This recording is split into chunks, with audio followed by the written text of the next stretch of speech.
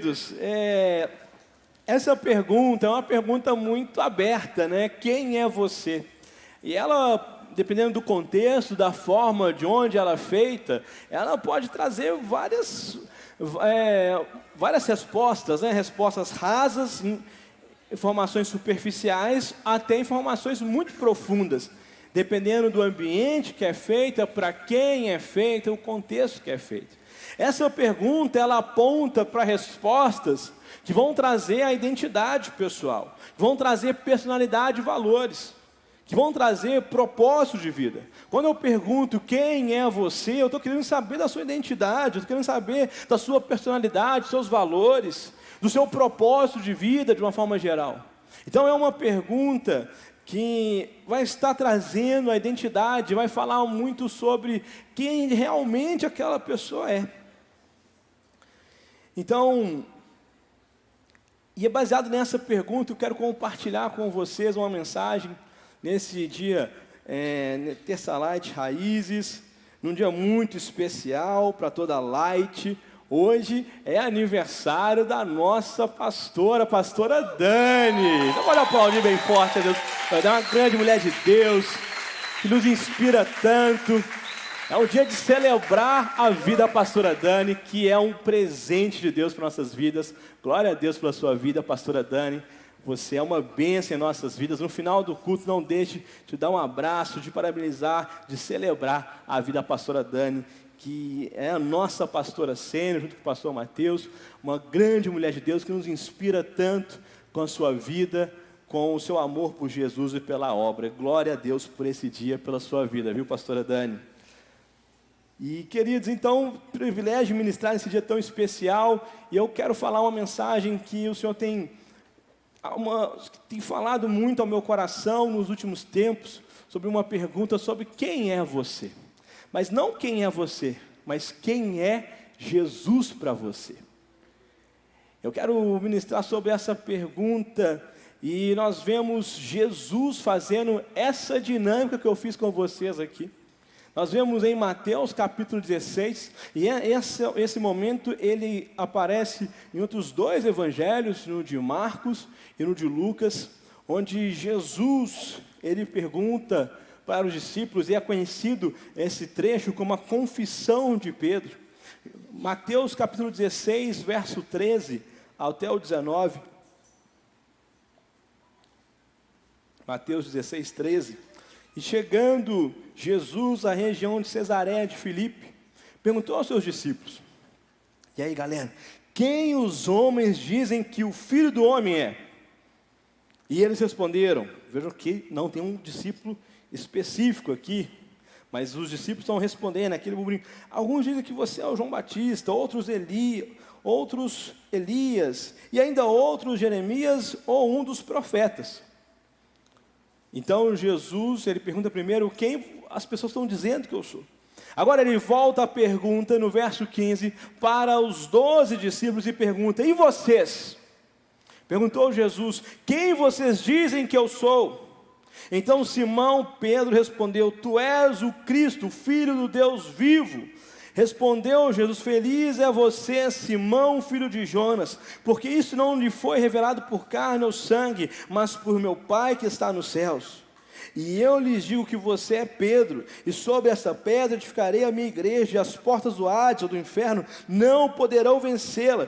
Eu lhes darei as chaves do reino dos céus, e o que você ligar na terra terá sido ligado nos céus, e o que você desligar na terra terá sido desligado nos céus. Até aqui, por enquanto.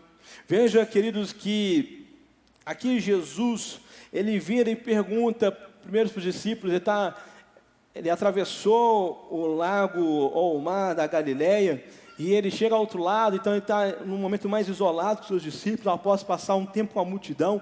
Anterior a esse momento, Jesus acalma a tempestade, Jesus multiplica os pães e peixes, Jesus então agora tem um momento mais íntimo com o seu grupo principal, os seus discípulos. E aí Jesus começa a ter uma conversa aparentemente informal, mas uma conversa que é um marco no ministério de Jesus. Tanto é que é relatado entre os mais 2 livros do Evangelho, onde ele começa falando: quem que o povo fala que eu sou eu? Quem o povo fala? E é interessante que os discípulos, eles respondem coisas boas sobre Jesus. Porque uns falam que ele é o JB, João Batista. Outros falam que é Elias, ou um profeta que ressuscitou, estão falando coisas que são boas. Porque João Batista é um bom profeta, foi um bom profeta. Elias, meu Deus, não morreu, foi levado aos céus pela carruagem de fogo. Jeremias, que profeta. Então eles estão dizendo coisas boas sobre Jesus, mas eles estão dizendo coisas certas, sim ou não? Pode responder, gente. Sim ou não? Não. Não estão, são coisas boas, mas não são certas, porque Jesus é além de João Batista. Jesus é além de Elias e de qualquer outro profeta que possa existir, porque Ele é o Deus vivo. E é interessante que essa pergunta e resposta vem após, no momento, talvez, de ápice do ministério de Jesus até aqui, onde ele havia multiplicado os pães e peixes, como eu disse, ele havia acalmado a tempestade, já havia transformado a água em vinho, já tinha expulsado demônios, inclusive o demônio, aquele menino que estava com a legião de demônios nele, ali em Decápolis, ou seja, o gadareno. Jesus havia feito grandes milagres, sinais e maravilhas. Mas mesmo assim, a multidão que estava distante o definia por referências do passado ou por experiências e tradições, e não por quem de fato ele era. O que nós vemos aqui é que aqueles que ainda não conheciam a Cristo de verdade definem Jesus pelas suas necessidades, pelas suas expectativas, pelos seus interesses, não pelo de fato que ele é. E um ponto interessante é que Jesus, ele começa aqui separando admirador de discípulo. Sabe, nos dias de hoje, com tanta informação em rede social, é muito importante distinguir sobre o que você admira, o que você curte, o que você é simpatizante, do que você realmente conhece. Porque se eu parar para perguntar aqui, quantos conhecem o Neymar? Quem conhece o Neymar? Não, pelo amor de Deus, vamos lá, gente. Quem conhece o Neymar aí, gente? Agora, se eu falar Cristiano Ronaldo, a maioria levantar a mão, eu vou ficar bravo. A maioria de nós achamos que conhecemos o Neymar, mas nós sabemos quem é o Neymar. Você não sabe, por mais que ele possa postar tudo na rede social dele, você não sabe como ele é de fato quando ele acorda. Você não sabe de fato o que ele talvez realmente gosta de comer. Você não sabe de fato os principais defeitos, as principais qualidades dele. Você pode saber quem é, saber um pouco daquela pessoa, mas conhecer de fato, sabe, é somente com relacionamento. Eu posso falar que eu conheço a pastora Poli, conheço demais da conta essa mulher maravilhosa. Sei que ela gosta de acordar de forma calma, processual, enquanto eu acordo já no 380 falando sem parar. Ela gosta de ir aos poucos. Sei que ela gosta, por exemplo, ela chora de rir de pegadinha, de vídeo cacetada. Por quê? Assim, porque eu convivo com ela. Como também eu conheço o pastor Mateus, a ponto de saber, por exemplo, o gosto que ele gosta de comer, entre pizza e sanduíche, por exemplo. Quem acha que o pastor Mateus gosta mais de pizza, levanta a mão. Nem a coxinha. Agora, a coxinha virou lenda. E quem acha que ele gosta mais de sanduíche, levanta a mão. Aí a maioria conhece o pastor Mateus já, tá vendo? Hã? Quem não acha nada, levanta as duas mãos. McDonald's. Boa, McDonald's. Acho que o pastor Mateus gosta mais. Ó, vamos ver, ó, artesanal com... Ele gosta mais de salada. Pastor Mateus, ele ama salada. Registra na câmera, foca aqui, Daniel. Pastor Mateus ama salada. Peixe. Uma vida fitness. Mas eu só posso falar sem achar, ter certeza, convivendo. Vivendo nos dia a dia, vendo que a pessoa gosta. E aqui Jesus, ele começa a diferenciar quem admirava Jesus para quem de fato conhecia ele. E é muito importante nós começamos a distinguir isso e olhar para nós e parar para pensar, será que eu acompanho Jesus, eu curto Jesus, ou será que eu tenho conhecido a Jesus? Porque nenhuma vírgula está nesse livro, que é no Manual da Vida, se não for por um propósito, por um sentido. E aqui o primeiro grupo de pessoas que nós vemos nesse texto são as pessoas que observam de longe, têm uma impressão boa, mas não completam e não conhecem de fato Jesus. São pessoas que gostam de Jesus, acham Jesus legal, mas que são simpatizantes, por isso tem só uma leve sensação de conhecer a Jesus, mas não conhecem. São os simpatizantes de Jesus, um grupo que curte Jesus. Entra lá no Instagram de Jesus como exemplo, óbvio, né? Coloca lá Jesus Cristo, mas não aperta o botão de seguir. Porque se ele apertar o botão de seguir, na sua bio, vai aparecer que ele está seguindo a Jesus. Mas ele acompanha os stories, ele olha os reels, ele acha legal, ele até curte um outro ali, um milagre. As palavras de confronto, não, porque não é politicamente correto, né? Então, é um grupo que está admirando, é simpatizante, mas não é um cristão. E devemos analisar dentro de nós se nós estamos curtindo somente algumas coisas de Jesus, mas não o seguindo de fato, e não, principalmente, relacionando de fato com Jesus. Esse grupo representa os que priorizam o politicamente correto, e que acham que talvez, por mais escandaloso que possa parecer, Jesus foi só um revolucionário. Tem alguns que falam que ele foi até misericórdia, uma grande para um comunista, porque ele separou, dividiu a comida lá. Tem gente que fala tanta besteira, meu Deus. Tem gente que acha que é só uma energia, uma coisa boa, uma paz, uma pessoa legal. Só o amor, como a pastora Dani ministrou, que querem só colocar o amor no trono, enquanto o trono é de Jesus. Mas de fato, quem está no meio da multidão e não está à mesa com Jesus, não conhece o Cristo, tem uma leve impressão de quem é Jesus, porque são só simpatizantes, falam coisas boas, mas não falam do que realmente Ele é. Mas nós vemos esse mesmo texto agora em Marcos, pelos olhos de Marcos, que é, na verdade, uma palavra fugiu aqui, uma narrativa de Pedro. O apóstolo, quem escreveu João Marcos ali, o discípulo João Marcos, ele foi discípulo de Pedro, e a narrativa, os relatos de Pedro, ele escreve então o Evangelho de Marcos. Então agora nós vemos sobre alguém que respondeu que foi mais ousado que os outros 11. Em Marcos capítulo 8, verso 29 ao 35. Agora Jesus, o primeiro é pelo quem o povo fala. Jesus está falando de quem não o conhecia. Jesus está falando de pessoas que simpatizavam com ele, quando era para ver um milagre, uma bênção, eles estavam lá, mas não estavam à mesa. Mas agora então Jesus, ele quer trazer para quem está perto dele. E ele começa no verso 29 perguntando: e vocês? Perguntou Jesus: quem vocês dizem que eu sou?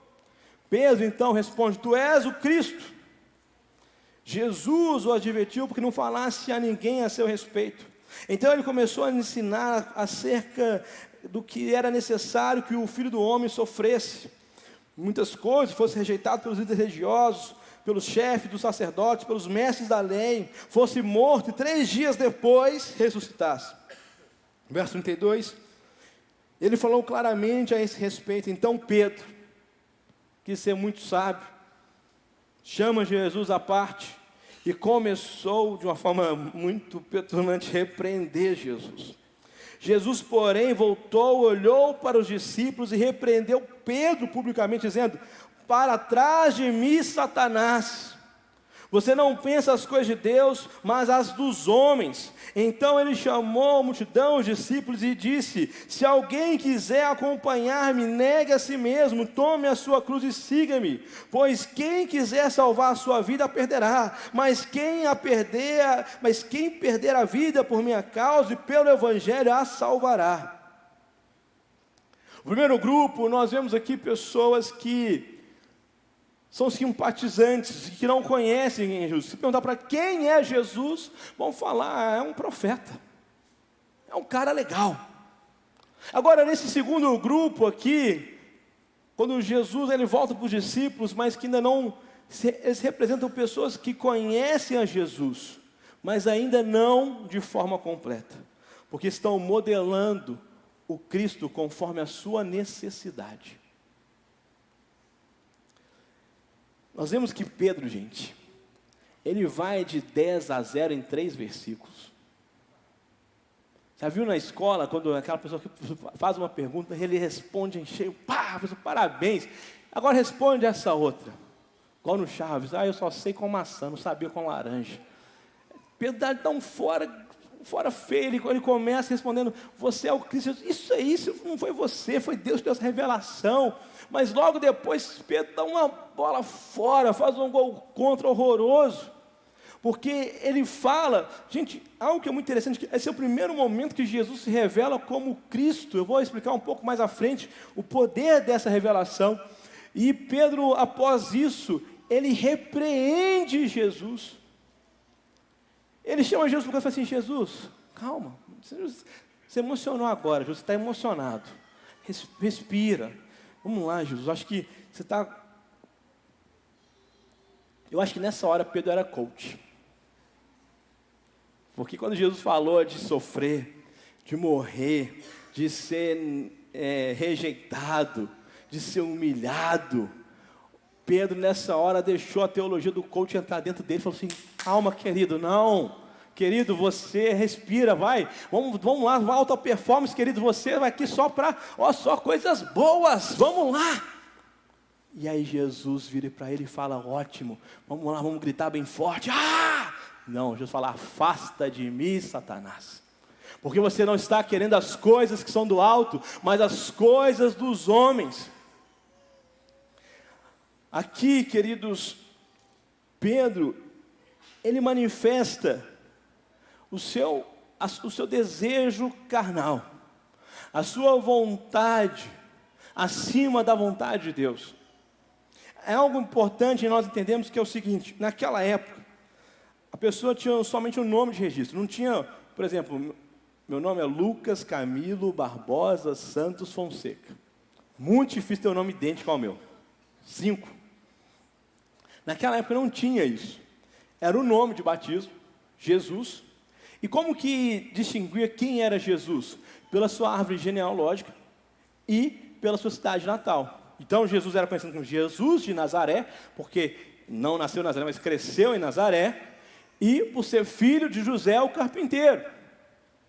E o nome Jesus, queridos, era um nome relativamente comum na época. Um nome que vem da derivação de Josué. Inclusive Barrabás chamava Jesus Barrabás. Então nós vemos aqui que a forma quando vira Jesus Cristo, ele não tem esse nome de batismo Cristo, mas Cristo não é um nome, mas sim uma definição. Então aqui é um momento onde a primeira vez que Jesus vira para os discípulos e fala, olha, vocês me conhecem como Jesus de Nazaré, filho de José, mas deixa eu falar para vocês, eu sou o Cristo. E o que é o Cristo? O Cristo, queridos, é uma palavra que do grego vem Christos, que tem como significado Messias, que representa um artigo definido, o ungido. Não é um ungido, não é ungido, é o ungido de Deus, o Salvador, o Redentor, o enviado de Deus, o próprio Deus. Por isso Jesus fala que a resposta de Pedro é uma revelação divina, e não uma resposta comum.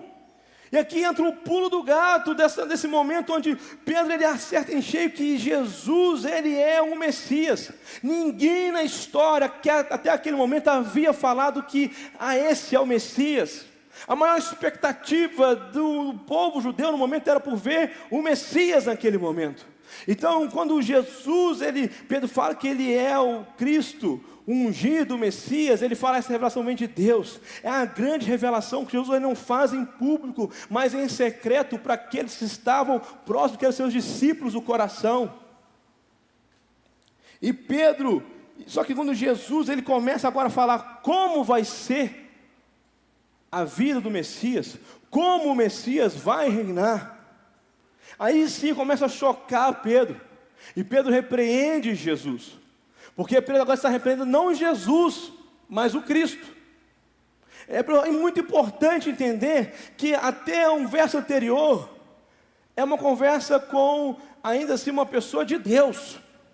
Mas a partir do momento que ele se revela como Cristo, agora é uma conversa como o Salvador, o Filho de Deus. O Filho vivo, de Deus vivo, a expressão viva de Deus na terra.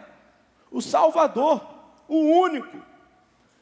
Então Pedro agora, quando Jesus ele fala aqui, o Salvador, o Cristo, não Jesus comum, mas o Cristo, vai ser negado, vai ser rejeitado, vai ser açoitado, vai morrer numa cruz por nossos pecados e iniquidades. Aquilo escandaliza Pedro, porque Pedro idealizou um Cristo conforme a sua necessidade, e não conforme a palavra de Deus. Pedro, naquele momento, ele era um judeu médio, comum, que não aguentava mais pagar tantos impostos a Roma, a ver o seu povo ser oprimido pelo Império Romano. E o que Pedro ele queria era um Cristo que iria libertar do Império Romano para criar um Império Judeu. Mas ele não teve a revelação, ele estava querendo trocar o Cristo, Rei do reino eterno, por um Cristo de um império passageiro.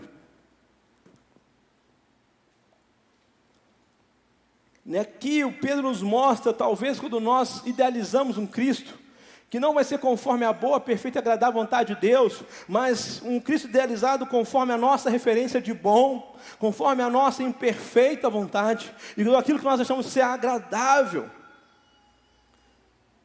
Pedro ele repreende Jesus porque negar a si mesmo e morrer por uma cruz, uma redenção, não era o que ele esperava. Ele esperava um líder político. E deixa eu abrir um parênteses aqui, eu não estou falando que a gente tem que ser totalmente desligado de política. Gente, um cristão, primeira coisa, um cidadão, ele tem que ser envolvido com política.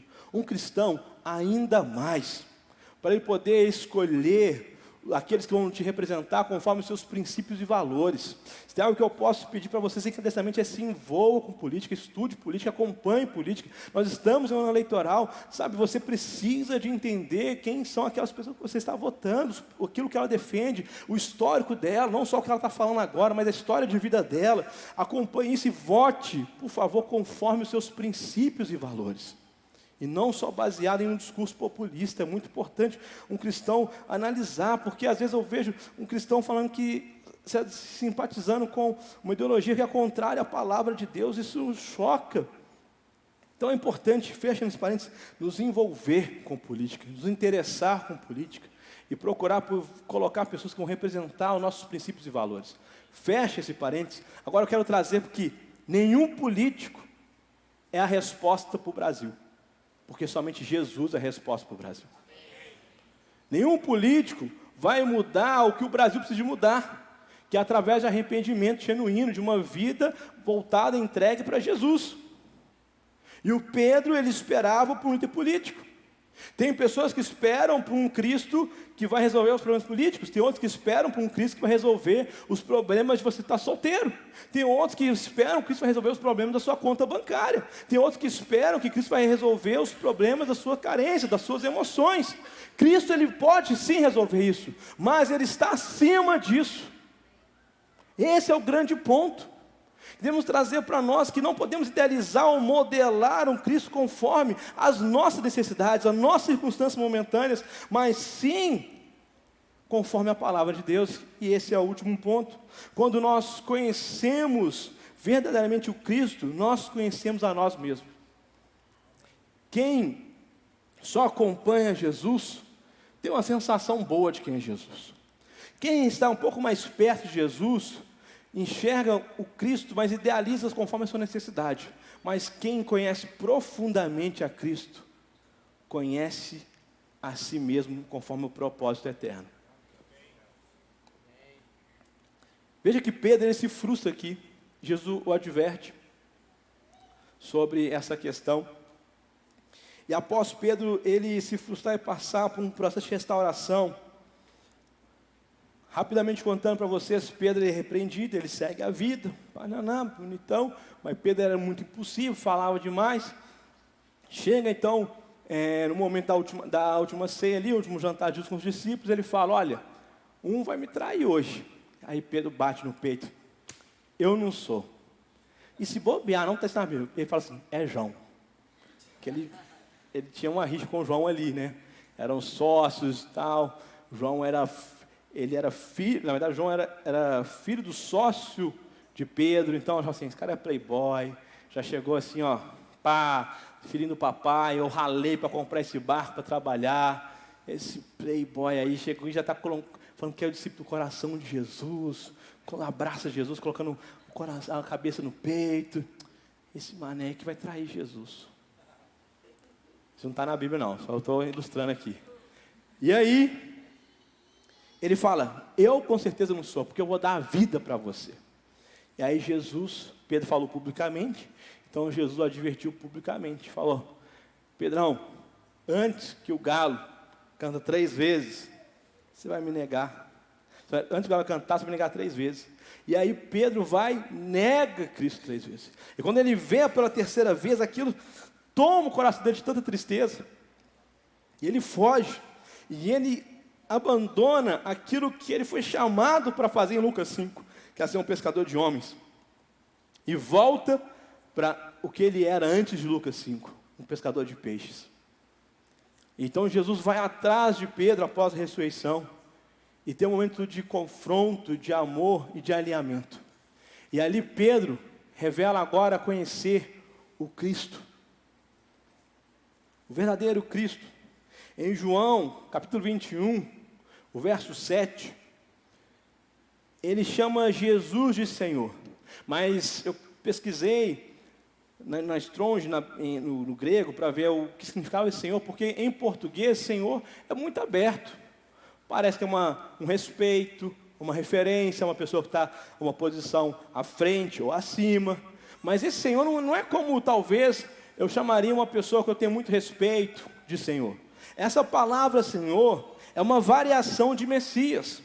É Kyrios, que tem como tradução no original, aquele a quem uma pessoa pertence. Título dado a Deus, ao Messias. Então aqui Pedro ele volta para Jesus e fala agora Cristo. Agora ele conhece quem é o Cristo. Agora sim vemos Pedro que reconhece não mais um Jesus relativo a um líder político. Agora ele não conhece mais um Jesus para suprir a sua necessidade, talvez de casar, de ser uma pessoa muito rica, de ser uma pessoa que vai ter muitos filhos, que vai realizar todos os seus sonhos, todos os seus alvos, e nada disso é errado. Idolatrar isso que é o problema. Eu quero encorajar, tenha muitos alvos, seja ousado, porque cada conquista sua você glorifica a Deus. Agora, temos que glorificar a Deus em todo tempo, em todas as circunstâncias, em todas as ocasiões. Esse é o grande ponto. Então nós vemos agora Pedro reconhecendo Cristo como seu Senhor, como dono da sua vida, um rei da sua vida. E nós vemos agora ele conhecendo quem ele é. Veja que no 3º ponto fala que quando nós conhecemos o Cristo, conforme a palavra, nós conhecemos a nós mesmos. O primeiro é um simpatizante, tem só uma sensação de quem é Jesus, mas não conhece. É o povo. Agora, os discípulos que ainda não são discípulos do coração mais profundos, eles idealizam o Cristo conforme sua necessidade. Mas, quando nós conhecemos verdadeiramente e profundamente Cristo, nós conhecemos Cristo e a nós mesmos. E no João 21, do 17 ao 19, e disse Jesus, cuide das minhas ovelhas, dando um propósito de vida para João. E digo a verdade, quando você era mais jovem, vestia-se e ia para onde queria, mas quando for velho, estenderá as mãos e outras pessoas o vestirá, e o levará para onde você não deseja ir. Jesus disse isso para indicar o tipo de morte com a qual Pedro iria glorificar a Deus. E então, ele olha para Pedro e diz, siga-me. Pedro aqui, ele descobre um Cristo que é maior que qualquer revolução política. Um Cristo que é maior que qualquer necessidade pessoal. E ele descobre que esse Cristo o coloca para ser irmão dele, co-herdeiro com ele no reino de Deus. Alguém onde ele confia o que ele tem de mais precioso. O que Deus tem de mais precioso não é essa terra que ele criou. Não são a beleza que existe na natureza, como tem na Amazônia, nas praias, ou nas montanhas de Minas, ou no mar, não. O que Deus tem de mais precioso são suas ovelhas. E Deus confia a Pedro aquilo que tem de mais precioso, porque Pedro agora sabia quem era Cristo, e agora ele sabia que ele era um cristão. E aqui é o ponto onde nós conhecemos a Cristo, nós descobrimos quem nós somos e descobrimos nosso propósito de vida, que é glorificar a Deus. O que nós fazemos, devemos fazer como para Deus, para que Deus possa ser glorificado em todas as coisas. Você é uma dona de casa, a sua forma de viver está glorificando a Deus. A sua forma de tratar o seu marido está glorificando a Deus. De você educar os seus filhos está glorificando a Deus. Você é um estudante que está glorificando a Deus na escola, com o seu relacionamento com os professores, com seus pais. Você tem glorificado a Deus ajudando seus pais em casa, fazendo aquilo que não lhe é pedido. Você como marido tem glorificado a Deus honrando a sua esposa. Você como homem tem glorificado a Deus com sua obridade, com caráter, sendo transformado por Cristo. Porque quando nós descobrimos que Jesus é o Cristo, nós descobrimos que em nós há um cristão. E aí, isso está acima de qualquer situação, circunstâncias. Porque quando nós descobrimos o Cristo, Ele continua sendo Cristo, mesmo se os nossos desejos não foram respondidos, mesmo se a resposta das nossas orações for um não, Ele continua sendo Cristo. Assim tem sido nessa casa. Nós experimentamos em 2021 de um não de Deus, mas isso não mudou quem Ele é em nossas vidas, porque Ele é o Cristo soberano, o dono da nossa vida, Rei da nossa vida. E o meu convite para nós é para desfrutar da soberania de Deus, confiar não na nossa vontade, não naquilo que nós achamos bom, não naquilo que nós achamos que é perfeito, ou que nós achamos que é agradável, mas confiar na boa, perfeita e agradável vontade de Deus. Eu quero encerrar essa mensagem, trazendo para nós que temos que procurar fazer a pergunta: quem é Jesus? Devemos perguntar todos os dias: quem é Jesus? E se de fato estamos nos entregando por completo a Cristo, e não estamos querendo modelar um Cristo conforme as nossas necessidades, mas sim o Cristo do Evangelho, da Palavra, e nos submeter a ela. Sabe, devemos orar, declarar por sonhos, alvos. Por favor, tenha alvos ousados. Como eu disse, a realização deles glorifica a Deus. Mas tinha uma canção nova, que está aí, ele se não me engano, fala que eu gastarei as minhas vidas, eu gastarei a minha vida a você, nos dias bons ou nos dias maus, porque Ele é o dono da minha vida, Ele é o Cristo. Não sei se está exatamente dessa forma, mas a letra diz isso. E assim devemos ser com Jesus. Sabe, quanto mais conhecemos a Cristo, mais compreendemos que o Evangelho não tem a ver com entender de tudo, mas a obedecer por completo em todo o tempo. Isso é um processo. Você que voltou do encontro, por exemplo, eu vejo que tem algumas pessoas que estavam no encontro aqui, glória a Deus pela sua vida. E eu quero dizer para você ser persistente no processo. Para todos nós sermos persistentes no processo de obediência à palavra de Deus, de conhecer a Cristo, de sermos persistentes, entender que é um processo. E como eu posso conhecer mais a Jesus, como eu posso ainda ter ainda mais revelação do Cristo?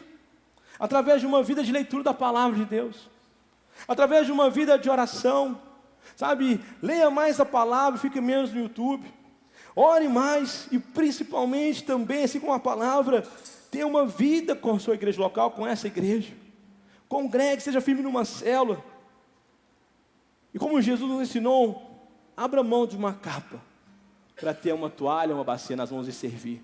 Sirva na célula, sirva nessa igreja, sirva nos ofícios, sirva. Porque quanto mais você servir, mais você vai conhecer a Jesus. Conhecer Jesus, queridos, é uma decisão que precisa ser renovada todos os dias. Todos os dias temos que perguntar, quem é Jesus? E perguntar, eu tenho conhecido Cristo? Eu tenho conhecido Cristo? De verdade, ou tenho só curtido? Eu tenho conhecido Jesus ou idealizado um Cristo que é conforme as minhas necessidades? Eu tenho submetido à palavra de Deus? Quem é Jesus? O Filho do Deus vivo, que através do seu sacrifício me fez filho de Deus, corredeiro do reino, com uma vida eterna, um propósito eterno, que é glorificar o Pai, expandir o reino. Quem é Cristo? Ele é o dono Ele é o dono da minha vida, do meu coração, aquele pelo qual eu entrego a minha vida por completo. Sabe, quem esteve no Rota já viu essa dinâmica que eu vou fazer aqui, mas ela simboliza muito a nossa vida, sabe? Quem está com fome aí, fala eu.